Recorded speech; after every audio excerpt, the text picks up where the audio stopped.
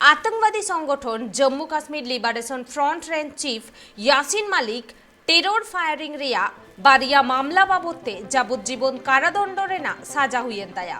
তবে উমের খেদ সে যাবজ্জীবন কারাদণ্ড সুমুংদ বাঙা ফাইন লেখাতে 1.5 লাখ টাকা মেন্দো 10 লাখ টাকা হো এম হুইউ তায়া ইয়াসিন মালিক তবে বাড়াই তেনা কথা কানা যে ইয়াসিন মালিক দো 9 गोटां धारा लेकाते मामला रिया सुनानी दो हुया कना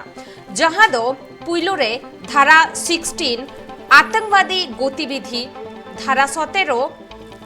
से धारा 17 आतंकवादी कमी होरा लगिते कौडी जाओरा तेसारा दो 124 धारा ए देशद्रोही मामला साथे आरहो अडिगान धारा लेकाते गे शास्ति से साजा हुआ कंताया यासीन मालिका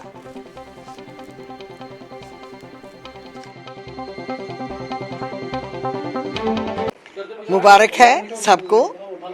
कि देर आए दुरुस्त आए एक में हुई है। अब जब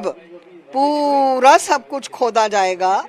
तो पिटारे में से क्या क्या निकलेगा, उसके लिए क्या क्या मिलेगा इनाम, वो हम सबको इंतजार करना चाहिए। 100%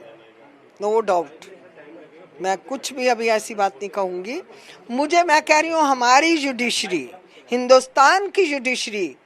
पूरी दुनिया में सबसे बेस्ट जुडिशरी है और मुझे पूर्ण विश्वास है हमारे विदुषी देवता गण जो उस कुर्सी पे बैठे हुए हैं ना, वो इंसाफ ही करेंगे। देखिए, न्यायालय पर सवाल खड़ा करना, उन्होंने सबूतों और दूसरे आधार पर ये काम किया है, उसका हिसाब से ही फैसला सुनाया है,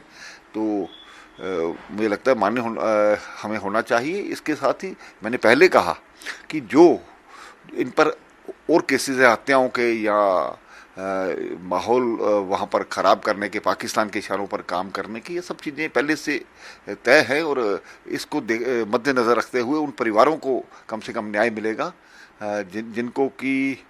आज तक 30 सालों में किसी ने पूछा नहीं, किसी का परिवार का कोई व्यक्ति चला गया, किसी का अपहरण किया, किसी को मारा गया, ये सब ये जो अपराध हैं जब साबित होंगे तो निश्चय ही इससे भी सख्त सज़ा होनी ही चाहिए। तो अभी टेरर फंडिंग का और हवाले